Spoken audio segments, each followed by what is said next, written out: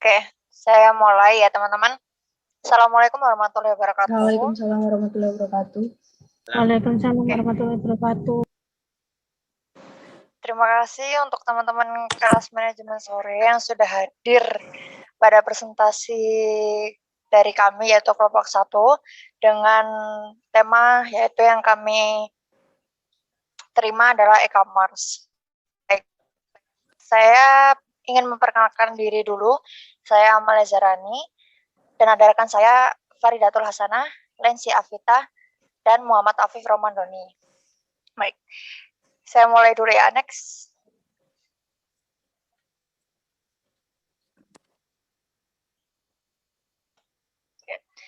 Teman-teman di sini itu kemungkinan sudah mengetahui yaitu seperti Shopee, Tokopedia, Bukalapak, dan sebagainya. Nah, macam-macam itu adalah termasuk e-commerce. Nah, apa itu e-commerce? E-commerce adalah kegiatan-kegiatan bisnis yang menyangkut konsumen atau consumers, manufaktur, service provider, dan pedagang perantara dengan menggunakan jaringan-jaringan komputer, yaitu internet atau elektronik e-commerce atau yang disebut e-commerce. Dapat juga didefinisikan sebagai proses pembelian dan penjualan produk, jasa, dan informasi yang dilakukan secara elektronik dengan memanfaatkan jaringan komputer. Salah satu jaringan yang digunakan adalah internet. Nah, sedangkan menurut ahli yaitu menurut Louden tahun 98, e-commerce adalah suatu proses membeli dan menjual produk-produk secara elektronik oleh konsumen dan dari perusahaan ke perusahaan dengan komputer sebagai perantara transaksi bisnis. Lanjut.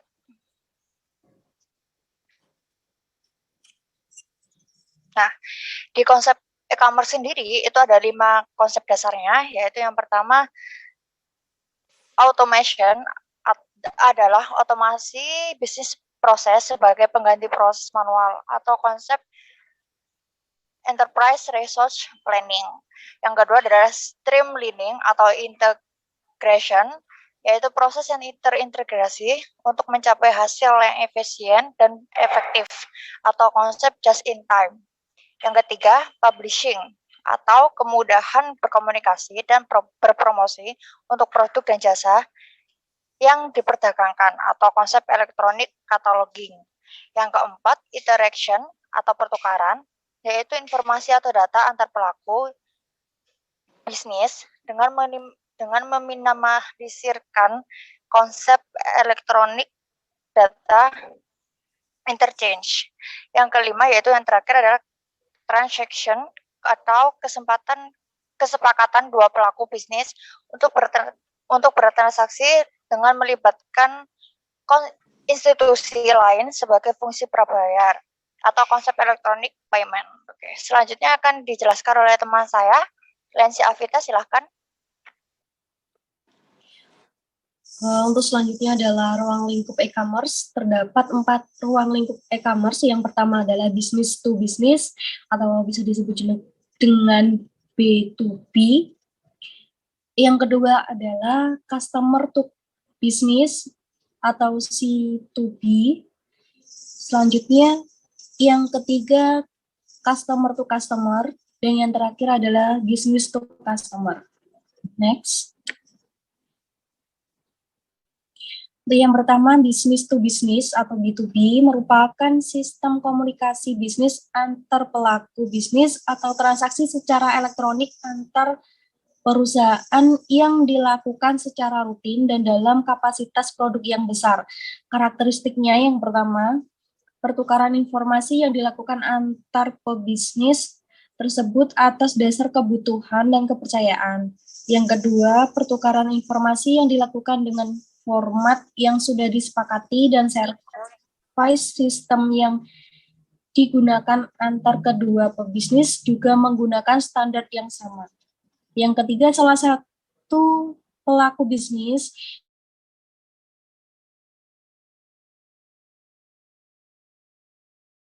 sarana yang digunakan EDI, Electronic Data interchange. Yang kelima, model yang umum digunakan adalah peer-to-peer.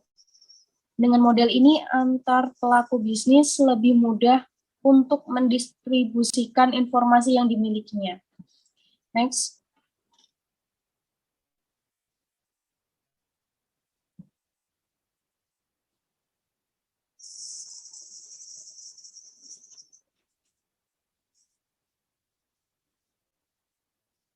Next.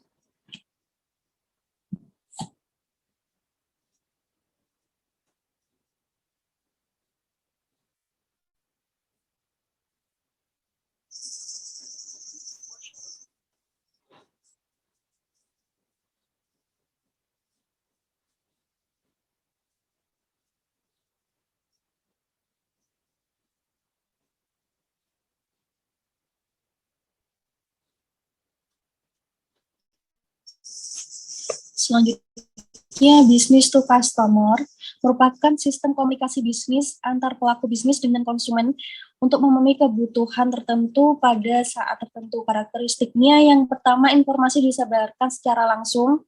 Yang kedua, pelayanan yang diberikan bersifat umum sehingga banyak digunakan oleh banyak orang. Yang ketiga, pelayanan yang diberikan berdasarkan permintaan. Konsumen melakukan permintaan, maka usaha harus cepat dan siap merespon permintaan konsumen tersebut. Yang keempat, pendekatan yang dilakukan adalah client server, di mana konsumen berada pada sisi klien dengan menggunakan web browser untuk mengaksesnya, dan pelaku usaha berada pada sisi server. Next. Selanjutnya adalah konsumen to konsumen, merupakan sistem komunikasi dan transaksi bisnis antar konsumen untuk memenuhi kebutuhan tertentu pada saat tertentu. Karakteristiknya yang pertama, pada lingkup konsumen ke konsumen bersifat khusus karena transaksi yang dilakukan hanya antar konsumen saja, seperti lelang barang. Yang kedua, internet dijadikan sebagai sarana tukar-menukar informasi tentang produk, harga, kualitas, dan pelayanan. Yang ketiga, konsumen juga membentuk komunitas pengguna atau penggemar suatu produk. Sehingga jika ada ketidakpuasan suatu produk, maka akan segera tersebar luas melalui komunitas tersebut. Selanjutnya akan dilanjutkan oleh rekan saya.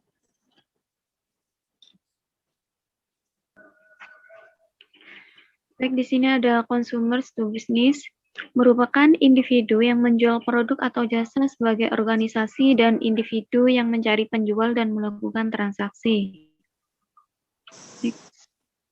Selanjutnya. Ada sistem dan cara pembayaran e-commerce. Yang pertama yaitu transaksi model ATM yang menyangkut hanya institusi finansial dan pemegang akun yang akan melakukan pengambilan atau mendeposit uangnya dari akun masing-masing. Yang kedua, pembayaran dua pihak tanpa perantara. Transaksi dilakukan langsung antara dua pihak tanpa perantara menggunakan uang nasionalnya. Ketiga, pembayaran dengan perantara pihak ketiga, umumnya proses pembayaran yang menyangkut debit, kredit, maupun cek masuk dalam kategori ini. Yang keempat, micropayment dalam bahasa sederhananya adalah pembayaran untuk uang recehan yang kecil-kecil. Mekanisme micropayment ini penting dikembangkan karena sangat diperlukan pembayaran receh yang kecil tanpa overhead transaksi yang tinggi. Yang kelima, ANIMOS, digital cash, uang elektronik yang dienkripsi. Uang elektronik menjamin privasi dari user cash tetap terjamin sama seperti uang kertas maupun koin yang kita kenal.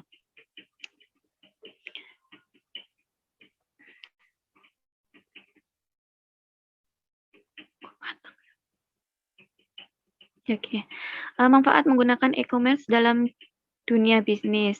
Yang pertama dapat meningkatkan market ekspor, pangsa pasar, menurunkan biaya operasional, meningkatkan customer loyalty, meningkatkan supply management, memperpendek waktu produksi.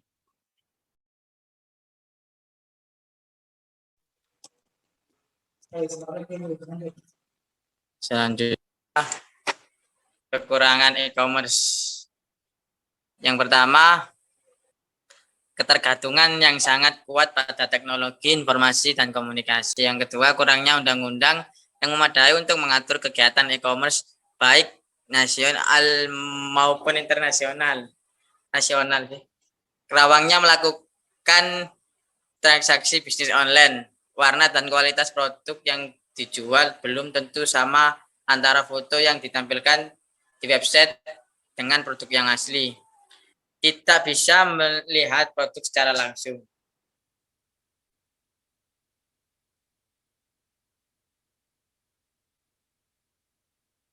Baik, terima kasih. Oke, terima kasih untuk teman-teman dari kelompok 1. Saya di sini akan membuka 2 pertanyaan. Silakan teman-teman yang mau bertanya bisa raise hand dulu atau langsung ngomong. Silakan. Oke, silakan Mbak Anissa. Bisa on cam ya.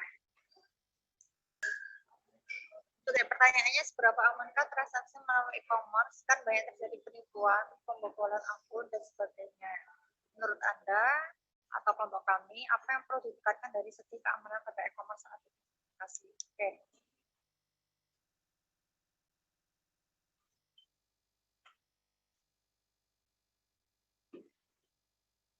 Oke, monggo teman-teman yang dari kelompok 1, ada Mbak Lensi, Farida, sama Taufik mungkin bisa menjawab. Saya akan menjawab pertanyaannya Mas Doni, pertanyaan kedua.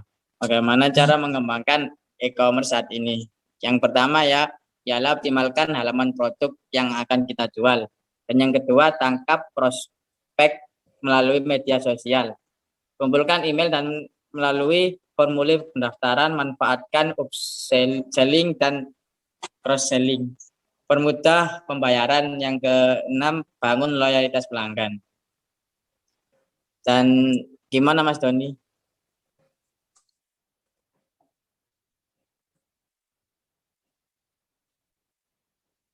Apakah jawaban saya memenuhi target?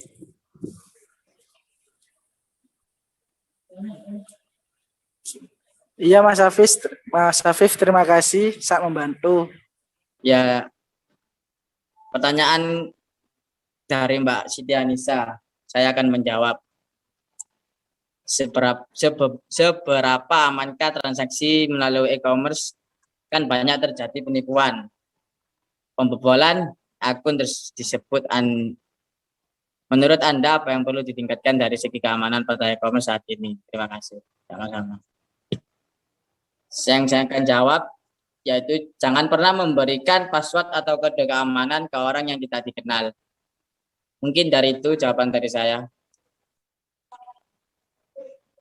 Mungkin ada yang menambahi dari kelompok atau teman-teman. Ya, Mas Afif, menambahkan jawaban dari Mas Afif. Seberapa amankah sebenarnya penggunaan e-commerce? Sangat aman daripada kegiatan transaksi secara langsung atau face to face. Untuk tingkatan keamanan e-commerce saat ini bisa lebih ditingkatkan lagi. Ada 5 saran dari kami, yaitu yang pertama, penggunaan SSL, yaitu Secure Short Layer. Yang di sini adalah sebuah sistem keamanan yang membuat website yang seolah-olah telah tervalidasi oleh perusahaan tingkat dunia.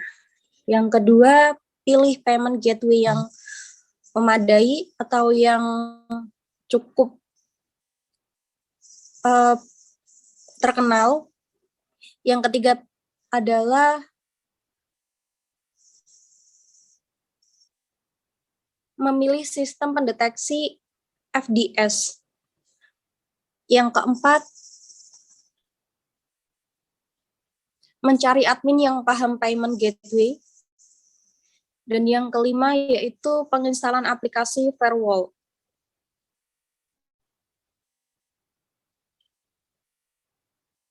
Sekian dari saya.